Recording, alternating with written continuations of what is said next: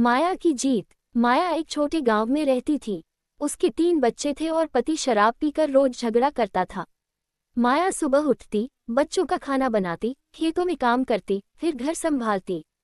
वो खुद थक जाती थी, लेकिन कभी शिकायत नहीं करती। लोग कहते, माया तो किस्मत वाली नहीं है। लेकिन माया सोचती थी, अगर कुछ बदलना है, तो मुझे ही बदलना होगा। एक दिन उसका बेटा बीमार पड़ गया। घर में पैसे नहीं थे। पति ने साफ कह दिया, मेरे पास कुछ नहीं है। माया चुप रही, लेकिन उसी दिन उसने फैसला लिया, अब वो खुद कमाएगी। शुरू हुआ माया का सफर। माया ने एक औरत से सिलाई सीखनी शुरू की। दिन में खेत, रात में मशीन। धीरे धीरे उसका काम अच्छा होने लगा। गांव की औरतें उससे कपड़े सिलवाने लगीं। पति ने ताना मारा, तू अब मर्दों जैसे काम करेगी। माया ने मुस्कुरा कर कहा, नहीं, मैं बस अपने बच्चों को भूखा नहीं देख सकती।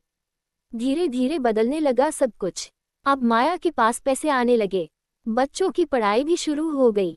लोगों ने माया का मजाक उड़ाया था, अब वही लोग उससे काम मांगने लगे। पति भी धीरे धीरे बदलने लगा। उसने देखा कि माया की मेहनत ने सब बदल दिया। अब वो भी काम पर जाने लगा और माया का साथ। माया की जीत। माया एक छोटे गांव में रहती थी। उसके 3 बच्चे थे और पति शराब पीकर रोज झगड़ा करता था।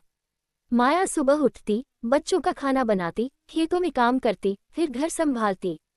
वो खुद थक जाती थी, लेकिन कभी शिकायत नहीं करती। लोग कहते, माया तो किस्मत वाली नहीं है। लेकिन माया सोचती थी, अगर कुछ बदलना है, तो मुझे ही बदलना होगा। एक दिन उसका बेटा बीमार पड़ गया। घर में पैसे नहीं थे।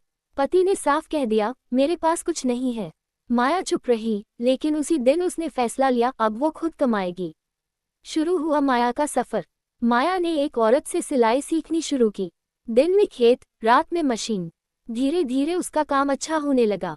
गांव की औरतें उससे कपड़े सिलवाने लगीं। पति ने ताना मारा, तू अब मर्दों जैसे काम करेगी। माया ने मुस्कुरा कर कहा, नहीं, मैं बस अपने बच्चों को भूखा नहीं देख सकती। धीरे धीरे बदलने लगा सब कुछ।